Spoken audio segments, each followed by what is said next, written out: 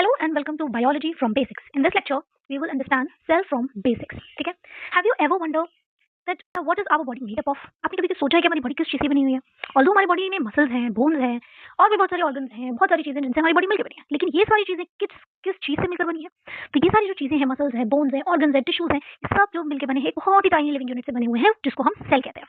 Sales are so small that millions of cell can fit in a tiny drop of water. Cell इतनी छोटी होती है कि millions of sales जो है एक टाइनी ड्रॉपलेट ऑफ वाटर में भी फिट हो सकती है। एवरी लिविंग ऑर्गेनिज्म जो हमारे आसपास हैं, जितने भी living organism from bacteria to humans, वो सारे ऑर्गेनिज्म सेल से मिलकर बने हुए हैं। इसलिए हम सेल को कहते हैं the structural and functional unit of life. Cell क्या है? हमारी लाइफ की स्ट्रक्चरल एंड फंक्शनल यूनिट है।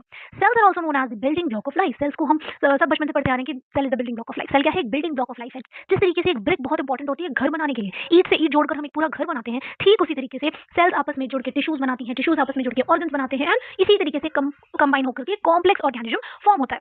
ये जो सारी चीजें हैं, सारी जितनी सेल्स हैं, ये आपस में मिलकर टिश्यूज बनाएंगे, टिश्यूज ऑर्गन बनाएंगे, ऑर्गन एक कॉम्प्लेक्स ऑर्गेनिज्म को बना देते हैं। इससे क्या होता है कि सेल्स होती है हमारी ग्रोथ कराती है, रिप्रोडक्शन होता है, एसेंशियल जितने भी लाइफ प्रोसेसेस होते हैं वो सब सेल की हेल्प से ही होते हैं। Cells are the smallest unit of life capable of functioning independently. Cell जो है वो स्मॉलेस्ट यूनिट ऑफ लाइफ है जो कि केपेबल होती है इंडिपेंडेंटली फंक्शन करने के लिए। अगर हम अपनी बॉडी को एक ह्यूज सिटी की तरह इमेजिन करें, तो जिस तरीके से बड़ी बड़े शहरों में क्या होता है, फैक्ट्रीज होती हैं, पावर स्टेशन होते हैं, transport system, security system etcetera etcetera, बहुत सारी चीजें होती हैं। ठीक उसी तरीके से हमारी सेल के अंदर भी टाइनी ऐसे पार्ट्स होते हैं जिनको हम ऑर्गेनल्स कहते हैं। ये ऑर्गेनल्स जो है, जो डिफरेंट फंक्शंस होते हैं सेल के, ये ऑर्गेनल्स परफॉर्म करते हैं। फॉर एन एग्जांपल अगर हम देखें, एंडोप्लाज्मिक रेटिकुलम जो है ये एक फैक्ट्री की तरह काम करती है हमारी सेल में। क्यों? क्योंकि इसमें राइबोसोम्स प्रेजेंट होते हैं जो प्रोटीन सिंथेसिस कराते हैं। इसमें एंडोप्लाज्मिक रेटिकुलम को हम आगे डिटेल में पढ़ेंगे कि दो टाइप का होता है, rough endoplasmic reticulum and smooth endoplasmic reticulum. Rough endoplasmic reticulum पे राइबोसोम्स प्रेजेंट होते हैं, इस तरीके से राइबोसोम्स प्रेजेंट होते हैं जो प्रोटीन का सिंथेसिस कराते हैं, वैसे जो स्मूथ एंडोप्लाज्मिक रेटिकुलम है वो लिपिड सिंथेसिस कराता है। तो एंडोप्लाज्मिक रेटिकुलम हमारी सेल के लिए एज अ फैक्ट्री काम करता है। वेयर एज जो माइटोकॉन्ड्रिया है ये पावर स्टेशन की तरह काम करता है। बचपन से हम पढ़ते आ रहे हैं that mitochondria is known as the powerhouse of the cell. Mitochondria क्या है? पावर हाउस है सेल की, यानी कि वो एनर्जी सिंथेसिस कराता है। ठीक है।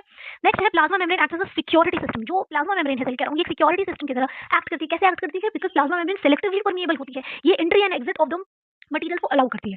गोल्गी apparatus जो है ये ट्रांसपोर्ट एंड पैकेजिंग सिस्टम की तरह काम करता है। ठीक है। Where lysosomes act as a waste management. जितना भी वेस्ट होता है वो सब लाइसोसोम में आ जाता है। ठीक है। Just as a city has many parts working together to keep it alive, cell has many organelles working together to sustain the life. Cell क्या होते हैं? सेल जो है कि मिनिएचर वर्ल्ड की तरह होते हैं हमारी बॉडी के अंदर। सेल एक मिनिएचर वर्ल्ड की तरह होते हैं हमारी बॉडी के अंदर, जो कॉन्स्टेंटली वर्क करते हैं, कम्युनिकेट करते हैं एंड ये प्रोड्यूस करते हैं energy keeping us alive every single second. तो सेल क्या है? सेल एक मिनिएचर वर्ल्ड की तरह हमारी बॉडी के अंदर जो कंटिन्यू वर्क करते रहते हैं, एक दूसरे से कम्युनिकेट करते हैं, एनर्जी प्रोड्यूस करते हैं एंड हमें अलाइव रखते हैं every single second. Now let's understand the cellular organism को हम किन किन बेसिस पे क्लासिफाई कर सकते हैं। अब हमें पता है कि ऑर्गेनिज्म दो टाइप्स के होते हैं, cellular organism and non cellular organism. Cellular organism वो होते हैं जो सेल की मदद से बनते हैं, एंड नॉन सेल्युलर ऑर्गेनिज्म वो होते हैं जिनमें सेल्स नहीं होते हैं। ठीक है। Now cellular organism can be classified based on their structure. उनका स्ट्रक्चर कैसा है? अब स्ट्रक्चर के बेसिस पे हम देखें, दो टाइप के ऑर्गेनिज्म हो सकते हैं। ठीक है। जिनको हम कह सकते हैं प्रोकैरियोट्स एंड यूकैरियोट्स। अब जो प्रोकैरियोट्स होते हैं उनमें कैसे सेल्स पाई जाती है? प्रोकैरियोट्स